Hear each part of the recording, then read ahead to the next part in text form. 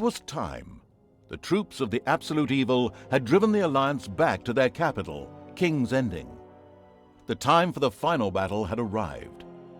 Prepare to destroy the Alliance, and with it, all good in the land once and for all. Once upon a time, there was a kingdom full of flowers and rainbows, where the sun shone all the time and there was loads of that goody-goody, lovey-dovey good people stuff going on. There, the alliance of abominably good people lived in unearned wealth and prosperity. But there was a path leading to a different place there. At the end of this path was a rock. There was a cave carved in this rock in which the Absolute Evil lived. It wasn't a grubby, damp cave smelling of muck and mildew, but a deep, dark dungeon, so dark that even darkness itself was afraid of it. It was home to numerous innocent monsters who enjoyed a happy, contented existence, living in complete harmony with their environment. But time and again, the sickening, sweet-smelling good visited this underworld in search of treasure and experience points. Many monsters found this to be the death of them, but much worse, the Absolute Evil's treasures were being stolen. One day, just as a few more heroes had finished plundering its dungeon, the Absolute Evil decided it had had enough, and decided to do something new, something quite monstrous. Go to the surface. The Alliance tried to resist, but the approaching horde just flowed over them like an angry wave of axes, teeth, and bad breath. After numerous unrelenting battles, the Absolute Evil finally stood before the Alliance's capital, King's Ending.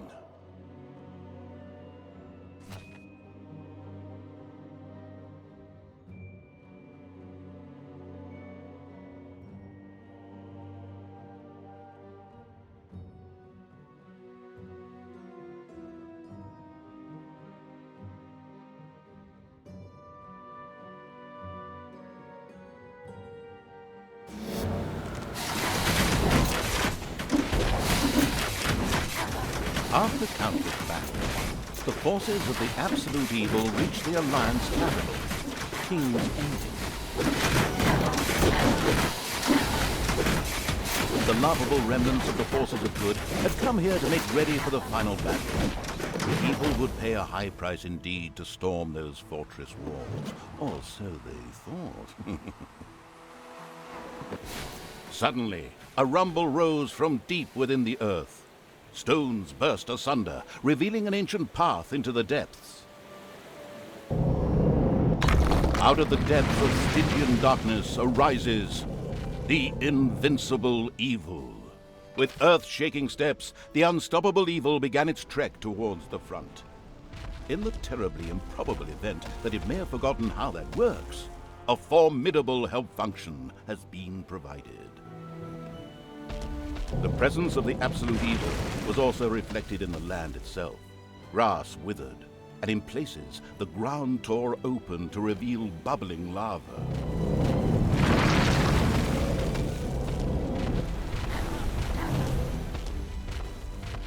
Even the forest could not withstand the aura of the ultimate evil, and beat her hasty retreat. A few of the Alliance units had entrenched themselves here. A determined Absolute Evil marched towards them in order to strike them down with its mighty weapon.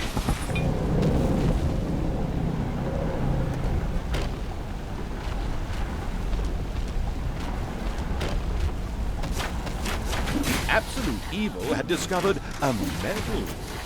These legendary awards ensured a creature could be made even more powerful. The creature was only well. Eyes ablaze with greed, the insidious evil gazed upon the blood-drenched battlefield. Here the last defenders of good would die, and an age of evil would begin.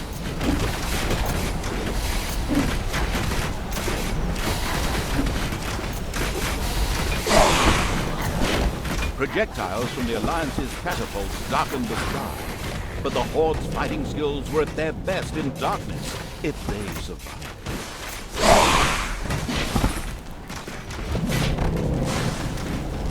Absolute Evil strode like a war god through the defenders' ranks and smote them with ease to the ground.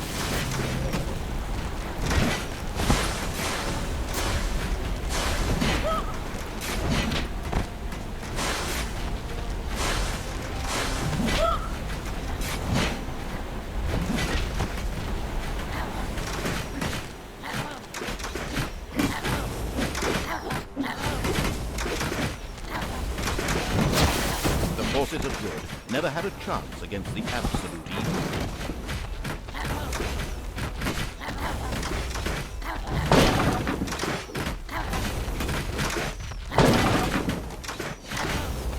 The Absolute Evil destroyed the defenders' camp in the east with the greatest of ease. Now, only one tiny camp offers any resistance to the absurdly evil evil.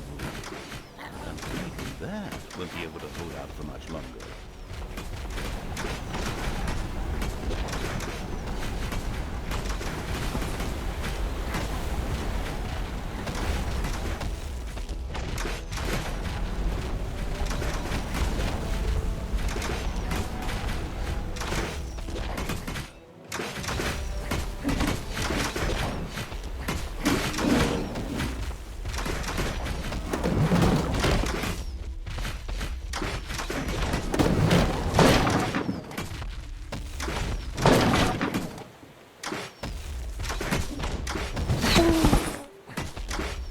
Absolute Evil destroyed the defenders' camp in the west with the greatest of ease.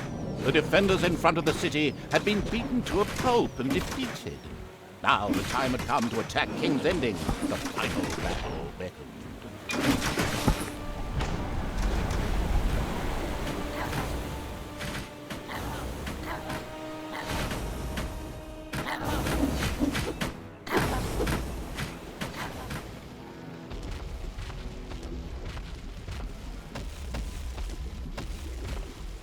But what's this? The wicked evil was hesitating. Rather than taking the fastest route to the city gate was firmly barricaded by the Alliance's archers. But the Absolute Evil would not allow itself to be held up by such a ridiculous impediment. So, go get 'em! Destroy them now! Ha ha ha ha! Oh yes, sorry about the scaring character. The Absolute Evil used its all-powerful magic to eliminate the archers and open the gate to the city.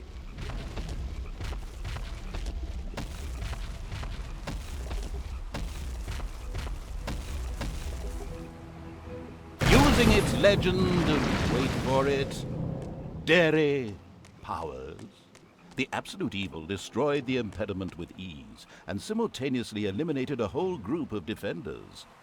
True story. The road to the capital was now clear.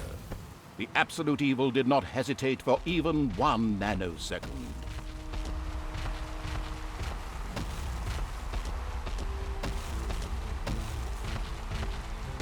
The insidious evil entered King's Ending. A small, pitiful group of defenders stood in its way. Suddenly, the doors of several houses in the city opened, and with a loud roar, defenders bore down on the rather surprised. An ambush. And then suddenly, the Absolute Evil hit the ground. The day was saved, and good had triumphed.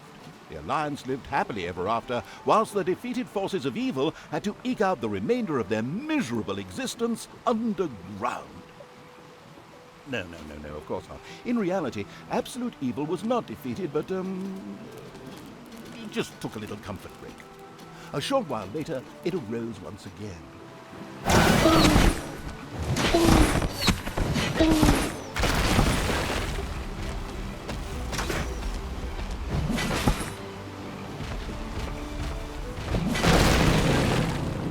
The invincible evil had crushed the defenders. King's Ending had been defeated. At least, that's what it thought.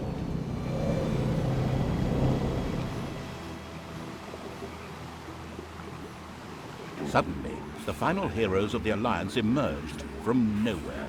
Another ambush? Now, this was becoming very boring. But wait, this time it was different. Instead, the heroes raised their hands and started singing an incomprehensible chant. A magical ritual? This did not bode well. Well, actually, it boded the arrival of good things, great things, unless you happen to be the absolute evil. Somewhere in the depths of the dungeon, the ultimate evil awoke. It did not know what had happened, nor why it had awoken, but it longed for revenge.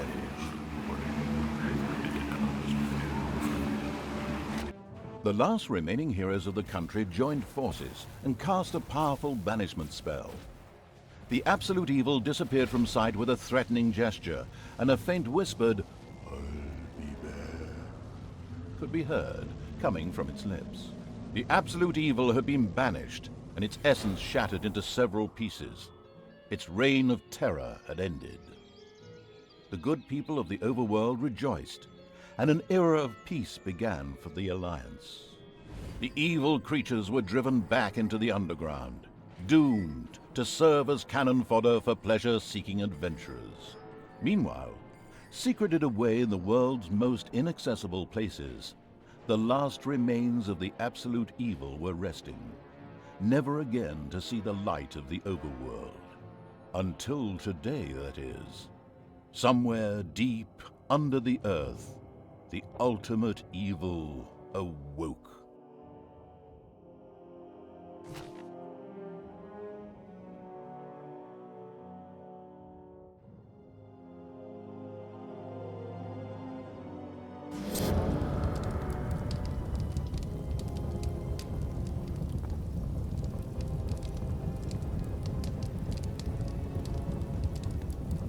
And the Hand of Terror arose, controlled by the ultimate evil. Come on, Hand of Terror, arise, damn you! Methinks that exploring the surrounding area would be a sensible strategy. However, to do this, light would be required. Still not bright enough. An old throne room was revealed by the light. The circumstances remained a mystery. The Hand of Terror flew through the throne room, following each and every thought the ultimate evil had. After a few flying sessions, the ultimate evil was able to control the hand with ease. The time had come to call forth creatures who were completely devoted to it and would do its dirty work. Little Snots were the dregs of each and every dungeon and spent their time taking care of it. The expansion-mad evil hired one Snot on the spot. The first Little Snot appeared. It was completely ready to work in the dungeon and to crawl in the dust before the ultimate evil. Little Snots were important to the ultimate evil because they took care of many important little things, such as excavating new areas. The psionically gifted evil could sense the presence of something important that was buried to the south. It instructed its Little Snots to dig in that direction. As quick as a fart, the Little Snot made his way to the marked position and began to dig.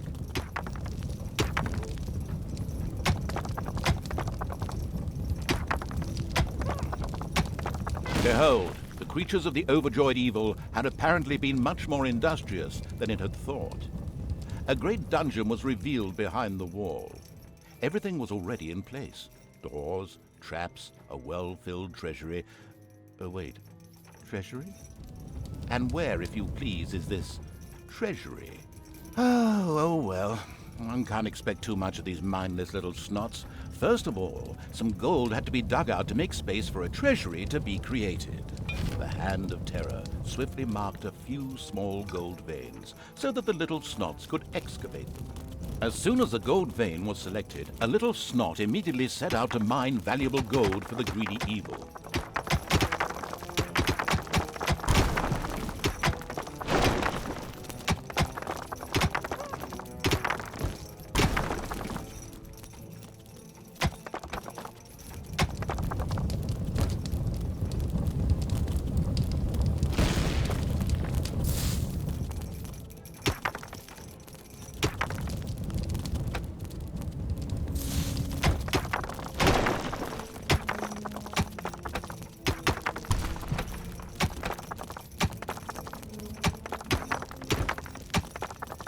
Once most of the gold had been mined, the Hand of Terror quickly created a treasury on the spot so that the precious metal could be safely stored.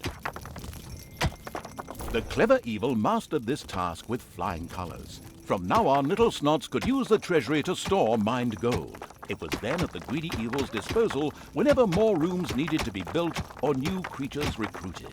Little Snots were all well and good, but were too weak and cowardly to defend the dungeon. Since it was not able to defend itself, the ultimate Evil would have to hire some orcs. But they would require food. Liquid food.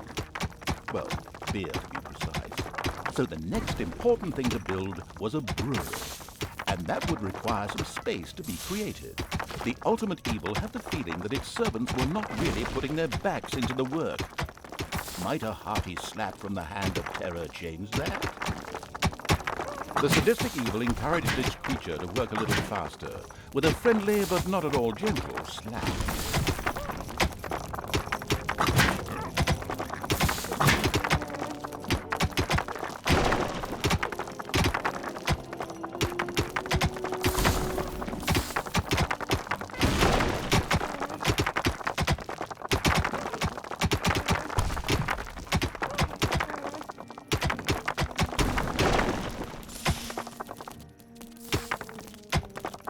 There was now an area cleared for the brewery site, and with quick finger snaps from the Hand of Terror, the room stood ready. Excellent. But the recently built brewery lacked a brewing copper. With a sigh of resignation, the overworked Evil set about taking care of that too. The hard-working Evil effortlessly built a brewing copper so that delicious beer could be brewed as soon as possible. One of the Little Snots started working on the brewing copper. The nostalgic Evil banished all thoughts of Oktoberfest and brass bands. Those would have to wait.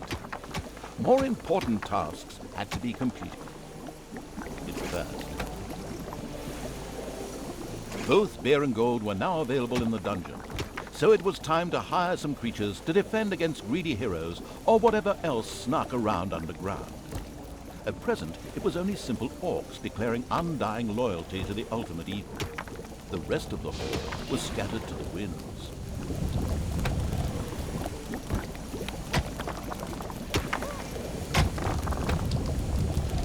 Orcs were defensive close combat specialists, capable of dealing with many opponents. However, they were very vulnerable to ranged attacks.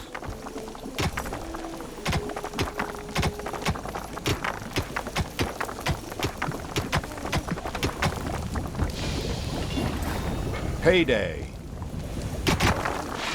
An eerie gong rang through the hall. It did not bode well for the ultimate Evil's treasury stocks, for at each sounding of the gong, the creatures would collect their undeserved wages. However, there was little it could do about this, as it was chained to the throne.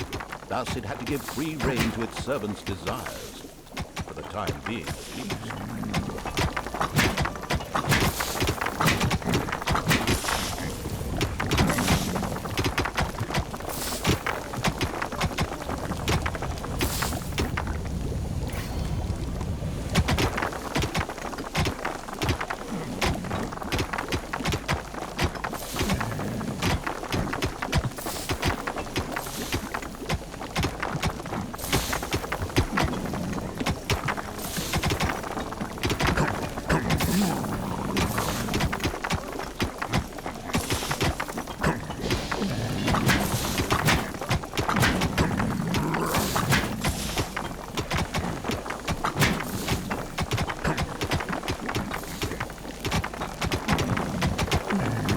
Suddenly, one of the repellent Evil's servants became very thirsty. This was typical of a troop member of the unanonymous alcoholics known as the Horde. The Dipso made his way to the nearest brewery to quench his thirst. A thirsty orc arrived at the brewery. Eager and slavering, he started demolishing the alcohol-hoarding Evil's stock of beer.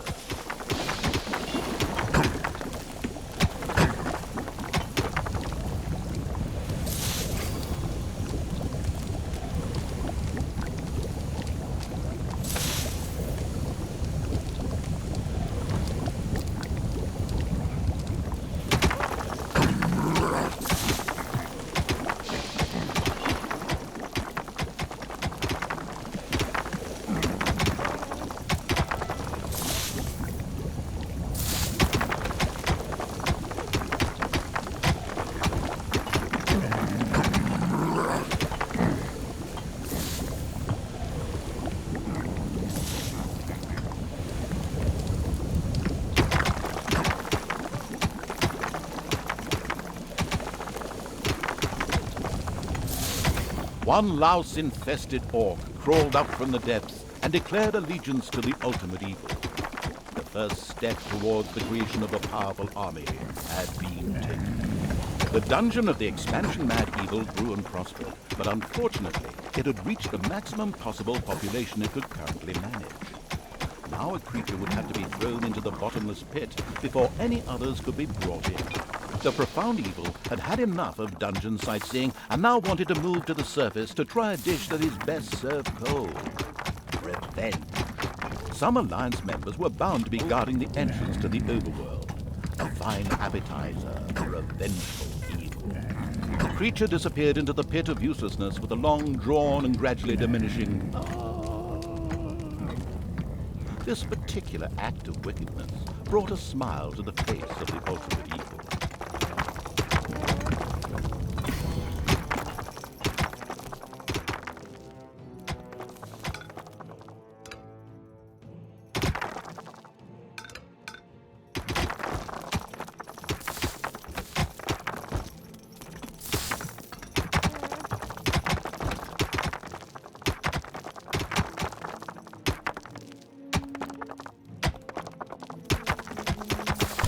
The nameless evil's creatures came upon a spider's nest during their search for an entrance to the overworld.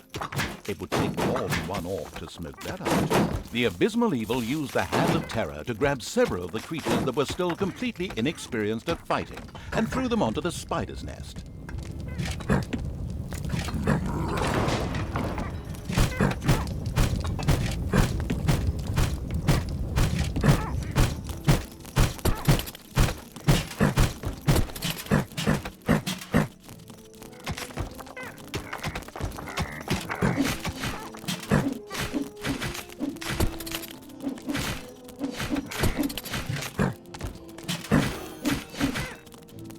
Spiders dropped like flies.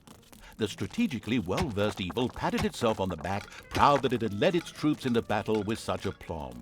And by led, I just simply mean chucking them at the enemy. The basics of a dungeon were now in place. However, the brewery was puny and didn't really have room to store beer barrels in, and the treasury was also anything but impressive in size. Quickly, the expansion-hungry evil set out to enlarge its dungeon.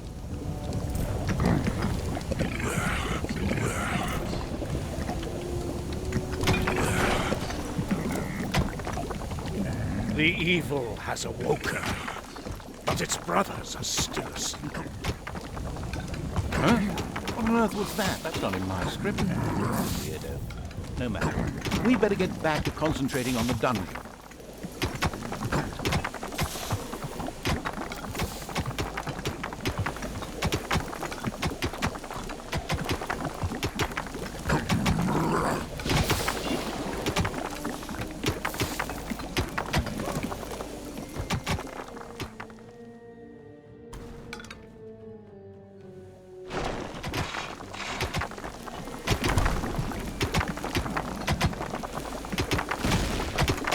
It's payday.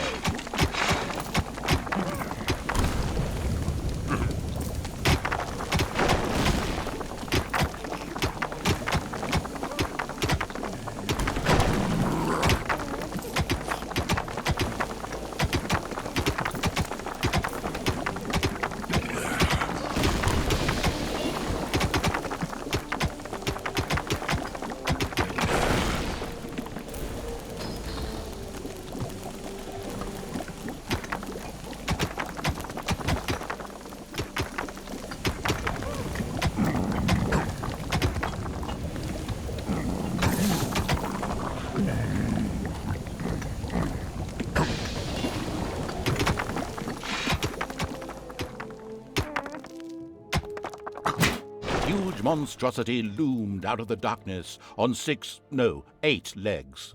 This dungeon's human guards had been ancient history for a long while. Now it was home to a huge spider and her brood. Would Sam and Frodo escape it and continue their journey to Mount Doom, or was this the end of the Ring-Bearer? Hang on a minute, that's not the right text. Where were we? Oh yes, a huge spider, henceforth called the Spider Queen.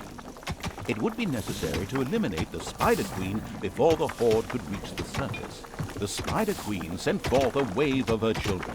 Of course, the ultimate evil was fully aware of this danger and immediately prepared to defend itself against them.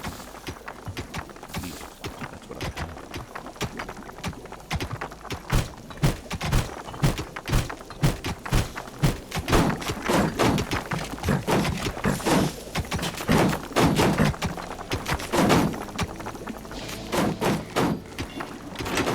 The mentally challenged evil swept over one of the dungeon doors. It was child's play for the Hand of Terror to open and close these for its servants. They were, of course, firmly locked at all times to the end.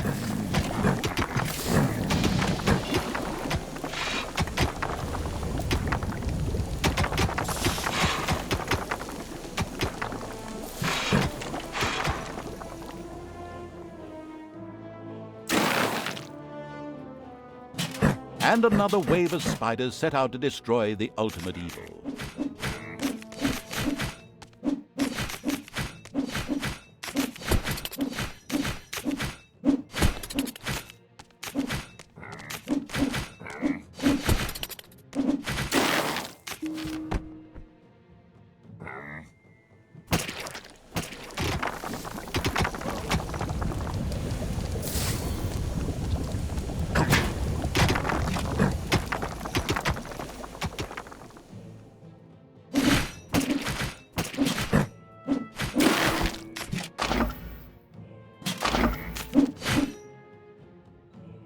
The vile perversion, once called the Spider Queen, had nothing more with which she could fight the Horde.